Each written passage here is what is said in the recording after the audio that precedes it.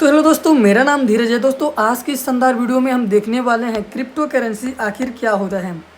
दोस्तों, आजकल crypto currency के बारे में लोग ज़्यादा बात कर रहे हैं, पर उन्हें ये पता नहीं है कि कब आया, इसका फ़ायदा क्या है और इसमें हम पैसा कैसे कमा सकते हैं या फिर इसमें हम ट्रेड कैसे कर सकते हैं, इसका हिस्ट्री क्या है, आज इस वीडियो में हम जानने वाले हैं। दोस्तों, आइए इसका हम हिस्ट्री आज हम देखते हैं कि आखिर ये होता क्या है। दोस्तों, सबसे पहले आपको इसका मीनिंग बता दूं, क्रिप्टो करेंसी क्या होता है।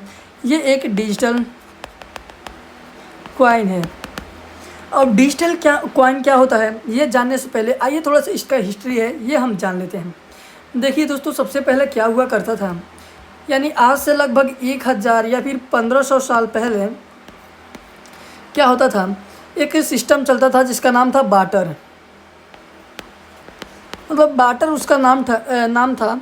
इसमें क्या होता था, जैसे मान लीजिए आपके पास गेहूं है तो आप किसी को गेहूं दे करके उसके बदले में चावल ले सकते थे। ठीक है, अगर आपके पास चावल है तो आप उसे दे करके किसी से गन्ना ले सकते थे, यानी ऊख ले सकते थे। अगर आपके पास टमाटर है, ठीक है, अगर आपके पास टमाटर है तो आप किसी को ये दे करके उसके बदले में धनिया ले सकते थे।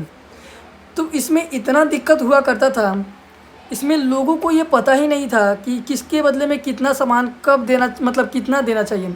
मान लीजिए 1 किलो अगर गेहूं है तो उसके बदले में कितना चावल देना चाहिए, कितना धनिया टमाटर देना चाहिए। ये सारे सिस्टम में मतलब बहुत सारी दिक्कतें हुआ करते थे। तो ये सिस्टम तो थोड़ा कम हो गया, मतलब बहुत कम हो गया, अब ना के बराबर है। अभी भी है, आप गेहूँ बेच करके रुपया ले सकते हैं उसके बदले में, और रुपये से आप कुछ भी खरीद सकते हैं। ठीक है, तो आइए देखते हैं। सबसे पहले ये बार्टर सिस्टम था। इसमें बहुत दिक्कत था। इसमें आपको अभी बताया हूँ कि लोगों को समझ नहीं आता था कि कितने के बदले क्या क्या देना है और कितना देना है।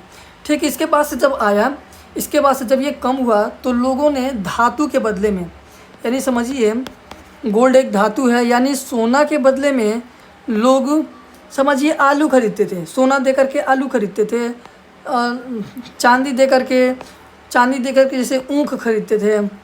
यही सब इसमें भी बहुत दिक्कतें हुआ करती थी। लोहा दे करके जैसे अपने एक टाइम का खाना या फिर कुछ भी खरीदते थे। इसमें भी इतना प्रॉब्लम हुआ करता था कि लोग इसे भी बहुत कम कर दिए, यानी अभी भी ये ना के बराबर है। मतलब है, अभी भी आप सोना बेच करके पैसा ले सकते हैं। ठीक है, पैसा ले सकते हैं और उस पैसे से आप जो मन करे वो खरीद सकते हैं। तो इसमें इसका मूल्य निर्धारित नहीं हुआ करता था, इसमें भी धातु वाले में भी और बार्टर वाले सिस्टम में भी। तो इसमें मूल्य नहीं निर्धारित हुआ करता था। तो आया एक ऐसा सिस्टम जिसका नाम है रुपए। रुपए मतलब जो नोट चलता है, जो नोट अभी 500 का है, ठीक है, 500 रुपये का नोट है। अभी रुक जाइए, मैं अपने देश के महात्मा जी को भी बना देता हूँ, महात्मा गांधी जी को। ठीक है, ये 500 रुपये का नोट है, ये अभी भी चलता है।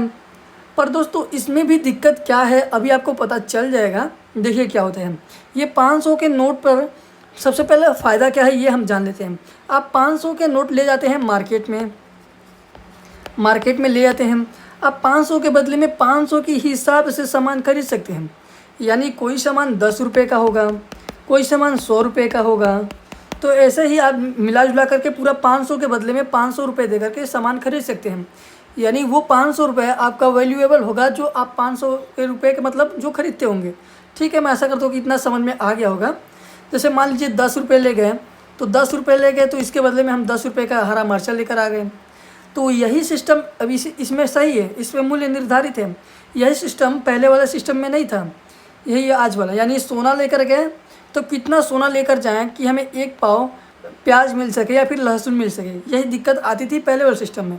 पर जब से रुपया आया, इसमें ये दिक्कत ख़त्म हो गई और लोगों को ये पता चल गया कि 10 रुपये का ये सामान है, यानी कोई भी सामान होगा उसका मूल्य निर्धारित होगा। उतने रुपये का आप नोट दे करके उतना सामान आप ले सकते हैं। ठीक है, इसमें अब दिक्कत क्या है, इसमें फ़ायदा क्या है ये तो आप समझ गए, पर इसमें दिक्कत क्या है अब ये जानते हैं। दोस्तों, 2016 में ही लगभग मोदी जी ने नोटबंदी एक कराए थे, आपको याद होगा। पहले 1000 का नोट भी चलता था, ये वाला 1000 का नोट चलता था, ये भी बंद हो गया। मोदी जी ने इसे बंद करा दिए। 500 का नोट था पुराना वाला, ये भी बंद हो गया, ये भी बंद हो गया। देखिए, वैसा तो नहीं था, मतलब ऐसा नहीं है कि ये बंद हो गया देखिए इसमें दिक्कत क्या था, जैसे मेरे पास भी एक 1000 का नोट था, मतलब ऐसे ही बता रहा हूँ एग्जांपल के लिए। जिसके पास भी 1000 का नोट उस समय होगा, वो तो क्या करेगा भाई, उसके पास है पैसा, वो मेहनत से कमाया है, पर सरकार ने उसे बैन कर दिया यानी बंद कर दिया, तो वो पैसा नकली हो गया, 1000 का नोट नकली हो गया। वैसे भी आज भी जो ये 500 का नोट चल रहा है, ये आपके आपके हिसाब में नहीं है, यानी आपके कंट्रोल में नहीं है। इससे आप कोई भी सामान खरीद सकते हैं, पर सरकार चाहें तो इसे आज बंद कर सकती है और आप कुछ भी नहीं कर सकते हैं। वैसे ही डॉलर चलता है, अमेरिका में रुपए चलते हैं, और भी अन्य प्रकार के जैसे करेंसी चलता है, तो ये कभी भी उस देश के सरकार उसे बैन कर सकता है अपने देश में। तो यही दिक्कत, ये इसमें दिक्कत है, यानी रुपए में ये दिक्कत है, उसके सरकार कभी भी उसे बैन कर सकता है। और बार्टर वाला सिस्टम में तो आपको समझ में आ ही गया होगा।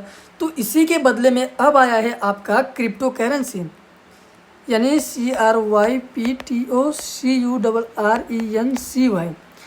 अब क्रिप्टो करेंसी क्या है ये आपको बढ़िया से समझ में आ जाएगा, मैं ऐसा करता हूँ कि इसीलिए आपको इतना ज़्यादा बताया हूँ। देखिए क्रिप्टो करेंसी क्या है, ये एक ऐसा मतलब करेंसी है, ये एक ऐसा पैसा है जो कि केवल आपके वैलेट में है। केवल ये समझिए कि ये आपका वैलेट है, केवल आपके मतलब मोबाइल वाले वैलेट में ही रहेगा, यानी मोबाइल वाले वैलेट में ही रहेगा, केवल डिजिटल रहेगा, ये आपके हाथों में नहीं आएगा।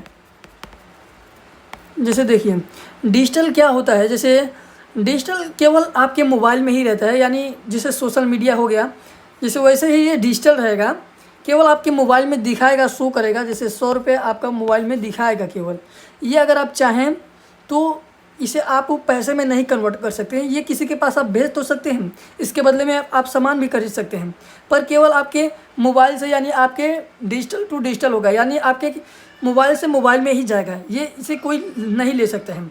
तो यही आज ये दिक्कत हो गया है सरकार के लिए कि इस पर सरकार ज़्यादा टैक्स लगा ही नहीं पा रही है। ठीक है, ये सरकार के लिए दिक्कत है, पर एक आम आदमी के लिए बहुत फ़ायदे का चीज़ है।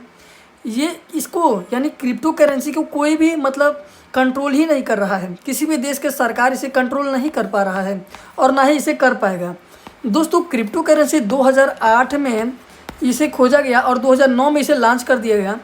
जिसने इसे खोजा था उसका नाम था सतोशी नाकामोटो। ध्यान से सुनिएगा दोस्तों, सतोशी नाकामोटो उसका नाम था, और आज तक ये पता ही नहीं चल पाया किसी को ये एक इंसान था या फिर पूरा संस्था ही था, यानी पूरा लोगों का ये पूरा लोग ही मिलकर बनाया या फिर एक इंसान, इसे कोई जान ही नहीं पाया कि बिटकॉइन कौन बनाया है।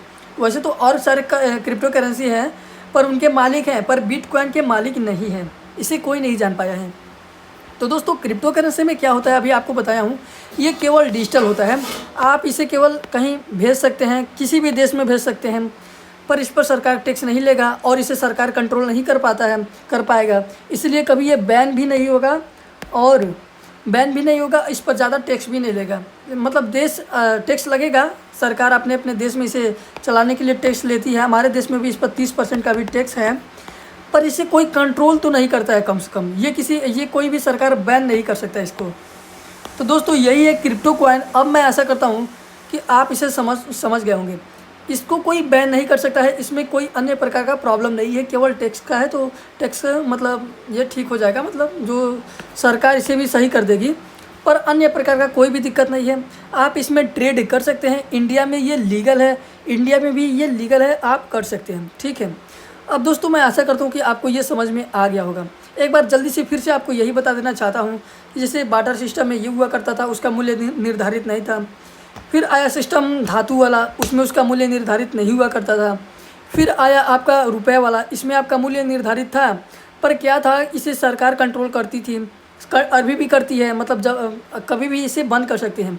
इसी को देखते हुए सतोशी नाकामोटो ने एक ऐसा करेंसी लॉन्च किया जो केवल आपके मोबाइल में ही रहेगा, केवल आपके डिजिटल में ही रहेगा, डिजिटल अकाउंट में, उसे सरकार कंट्रोल नहीं करती है और उससे हम कुछ भी सामान खरीद सकते हैं। ठीक है, अब दोस्तों मैं आशा करता हूँ कि आपको ये समझ में आ गया होगा। मिलते हैं नेक्स्ट वीडियो में, तब तक के लिए।